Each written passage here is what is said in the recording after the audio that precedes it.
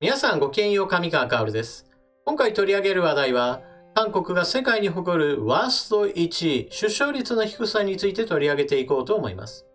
日本においても少子化問題というものは存在するわけですが、それにしても韓国のワースト1位というのはまさに桁違いに悪い状態です。日本国内においては、韓国と日本を比較して、いかに日本が悪い国で韓国が良い国かといったことを話す人たちというものがある一定数存在します。そしてそれらの人々はテレビや新聞報道機関と結託することにより、あたかも自分たちが正しいかのような話というものを延々とするものです。しかし、このチャンネルの動画を見ている方たちには、そうした言葉に惑わされる方はいないとは思いますが、少なくとも一体韓国で何が起こっているかを知り、じゃあどうすればいいんだといったところまでしっかりと考えを及ぼすことが大事だと私は思っています。それでは韓国は日本にとってどのような悪い見本を示してくれているか、早速ニュースを見ていきましょう。韓国の人口、自然減少始まる。出生率 0.84 人で世界最低。韓国の合計出生率が 0.844 に減り、初めて人口が自然減少した。韓国政府が少子化対策として過去10年間で200兆ウォン、日本円で19兆円を注ぎ込んだが効果がなかった。経済協力開発機構 OECD 加盟国の中で唯一の出生率0人台国家で、他国との差はますます広がっている。24日、韓国統計庁が発表した2020年出生死亡統計暫定結果によると、昨年の出生時は27万2400人で1年前より 10%、3万300人減少した。逆に死亡者は30万5100人で前年比 3.4%、1万人増加した。生まれた子供は減り、死亡者は増えたことで、昨年の韓国の人口は3万3000人自然減少した。今後、人口はより急速に減少。韓国の合計特殊出生率は2018年 0.98 人に初めて0人台になった後、2019年 0.94 人、2020年 0.84 人にわたり減少を続けている。OECD 加盟国の中で圧倒的な最下位だ。OECD 平均は 1.63 人だ。韓国を除いて合計特殊出生率が最も低い国のスペイン 1.26 人とも格差がある。統計庁は韓国に住む韓国人と外国人の総人口が2028年に5194万人でピークを迎え、2067年には3929万人に減少すると予想した。死亡者も増加傾向にある。今後、人口がより急激に減少しかねないという話だ。人口1000人あたりの死者数を意味する荒死亡率は昨年 5.9 人で1987年以来33年間で最多だった。キム統計庁人口動向課長は、人口が高齢化し、死亡者数は増え続けていると述べた。韓国銀行は最近の報告書で、新型コロナによる結婚、妊娠猶予のため、来年の合計特殊出生率が統計庁の悲観的シナリオの 0.72 人水準を下回る恐れがあるとの見方を示した。人口減少初、経済危機が本格化。今後人口減少による雇用、教育、医療、住宅などの分野で危機が本格化する見込みだ。国家債務は増え続けているのに人口が減り、個人が負わなければならない国債の負担も大きくなる。企画財政部の長期財政展望によると、昨年1600万ウォン水準だった1人当たりの国家債務は、2060年には1億1400万ウォンを超えるものと予想される。何よりも人口減少の最大の問題の一つは、全体的な経済成長を萎縮させるという点だ。生産可能人口が減り、経済活力が低下し、高齢化に伴う福祉負担は雪だるま式に増える。経済成長と内需、雇用に悪影響を与えるほかない。韓国銀行は、韓国の潜在成長率が2026から2035年に 0.4% 水準まで下落すると予想している。お聞きしていただいたように、今回の記事というのは、韓国が主だった国々の中で唯一出生率0人台の国ですよということを伝える内容でした。この話を聞いて、いやいや新型コロナウイルス問題があったんだからどこの国においても出生率が低下するのは仕方ないよねと思われる方はたくさんおられるでしょう。ただし韓国においてはそれだけが原因ではありません。というのも、韓国の出生率全体を下げているその要因というのは人口が集中している首都ソウルにあります。2019年末、私はこのチャンネルにおいて首都ソウルにおける出生率が 0.69 人であるということをお伝えしました。2019年の動画ですから、当然のように新型コロナの問題などは存在していない時期です。その頃からすでにソウルにおいては出生率が1人を下回った状態だったのです。当時、この出生率を見たソウル大学の教授は、もしソウルを一つの人種に見立てれば、このような出生率というものはまさに絶滅に至る道を示していると話していました。なぜそのような出生率の低さになっているかといえば、そもそもソウルにおいては不動産価格の高騰というものが現在のお金余りの話が存在する前からすでにスタートしていました。地価が高騰することにより賃貸物件などもそうですし、当然のように建て売り物件などについても値段がどんどんと高騰し、住みづらい街へと変貌していったのです。そして韓国の子育ての問題で言っても、韓国においては学歴社会というものがより強烈になってきています。韓国経済を支えている財閥企業はまさに一流大学のそれのトップ層しか取らないような状態になっており、有名大学に進学させるためもしくは留学させるためには非常に大きなお金がかかることがソウルに住む人たちにとっての重しになっているのです。もともと住むだけでもどんどんと生活費が高くなっている。その上にさらに新型コロナウイルスの問題がかぶさってきたというのが現状であり、新型コロナの問題があったから下がったという認識は間違っているでしょ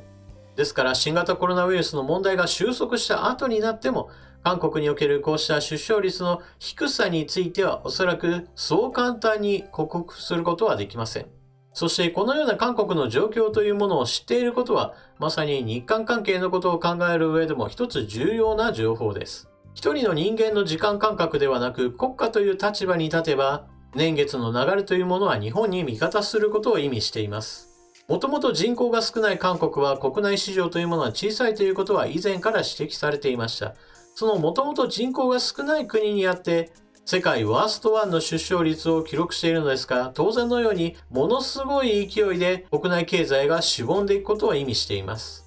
今は韓国経済を支えている財閥企業からも今回の示しているような出生率というものは当然未来には猛烈な人口減少が起こることを分かっていますから、韓国国外に移すことが難しいサムスンの半導体のマザー工場や、もしくは重厚長大な施設が必要な鉄鋼や造船業など、それ以外の分野においては国外に事業の軸足を移すというのが当然のビジネス上の行動となるでしょう。ですから世界ワースト1の人口減少というのは韓国にとって強みであった財閥企業もどんどんと海外へと逃げ出すことになり、まさに空洞化することを意味するのです。それはまさに韓国が没落することを意味しています。なお、こうした人口減少に悩む国々というものは非常に多くあります。西暦2100年、人口が半分まで減るだろうと言われている国々はいくつかあります。今回取り上げた韓国、スペイン、イタリア、ポルトガル、タイ、日本、中国などです。ニュース記事として取り上げませんでしたが、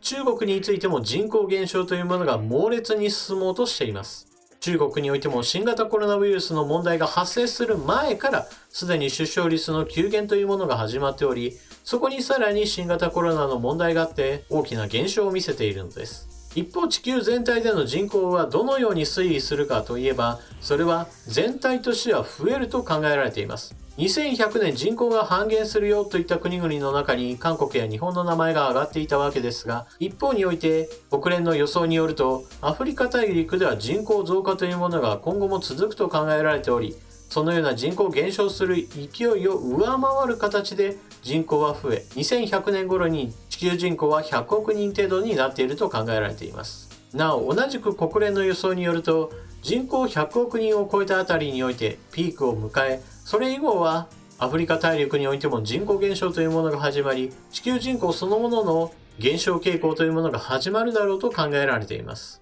さて、人口減少の問題というものは日本に限ってしまえば人口が少ないか多いかといった話では、実は多くても少なくてもそれぞれメリットデメリットがあり、そのこと自体はさほど大きな問題ではありません。人口減少の大きな問題というのは、人口のその変動の具合というものが激しいことに問題があります。特に日本の場合は、人口が増え続けていく中において、人の住む地域も社会インフラの整備なども、また社会制度の仕組みや産業構造なども、まさに右肩上がりの状態に合わせて作られてきたものであって、これからの人口減少に伴って変化する大きな変動に耐えられるようなものにはなっていません。そして人口が減ることを前提としたものに作り変える時には必ずのように痛みを伴う形となるので、そこが大きな問題なのです。そこでこの変動というものを抑えるために他の国においては移民という政策を取ることがあります。このような移民政策というのはもともと人種のるつぼであったアメリカにおいても大きな問題を生んでいます。もともと住んでいた人たちと後から移住してきた人たちの間における摩擦というものはそれこそ大きな問題となっているのです。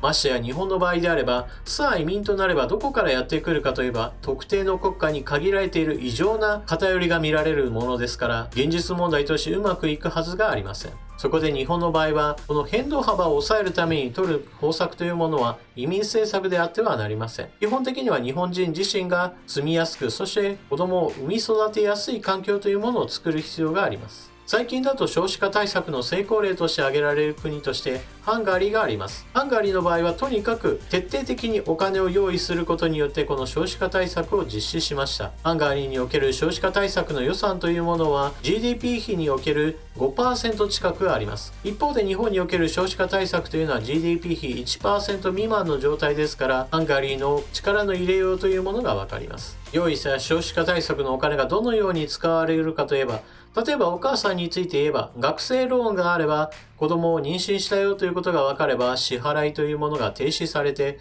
また2人目3人目と産んでいけば学生ローンの残りについての返済が免除されたりもします。また働いている人であれば子供を1人目2人目3人目と産んで3人目まで産めば所得税については定年まで免除されるなど、子供を産むということに対する金銭的な負担を軽くするためにお金が重点的に使われています。また車を住宅を買うにも補助金が出ますし、目的を問わないような無利子ローンなどもあります。その無利子ローンにしても子供を3人産めば支払いの残っている分についてはもう返済不要ですよとするなど、かなりの優遇を行っています。このようにお金をいろいろなところでガンガン使っていくことによって少子化対策を成功させているハンガリーを見習うべきだという話をすると、日本でそのような予算立てというのが難しいに決まっているじゃないかとツッコミをされる方もたくさんおられると思います。実際今の予算の中でやりくりするのは不可能だと私は思っています。ですから、じゃあこのような政策を実行するにはどうすればいいか、私はその点に関しては国債を発行するべきだと考えています。というのも、子供に対してお金を出すわけですから、その子供が成人すれば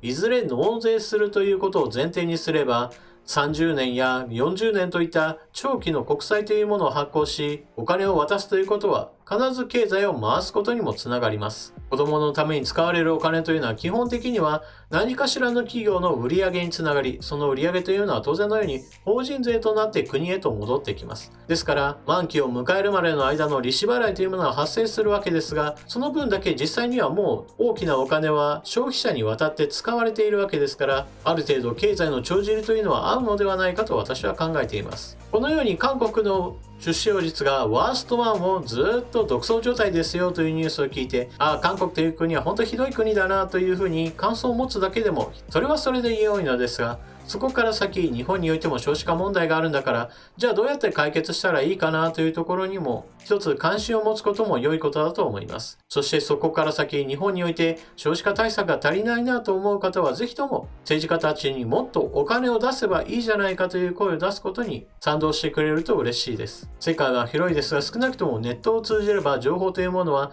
世界中から集められる時代となりました。ですからうまくいっている国の情報というものを元にして日本の政策に生かし、一方においてうまくいっていない国というものを見て、こうしてはいけないよね、韓国のようになってはいけないよねということを再確認することが私たちにとっては重要なことではないでしょうか。皆さんは今回のニュースを聞かれてどのようなことを考えたでしょうか。ぜひともコメントしていってください。それでは動画を最後までご視聴いただきありがとうございました。チャンネル登録していない方はぜひともチャンネル登録を、そして動画を見終わったら評価ボタンのクリックもよろしくお願いします。それでは次の動画でまたお目にかかりましょう。またね。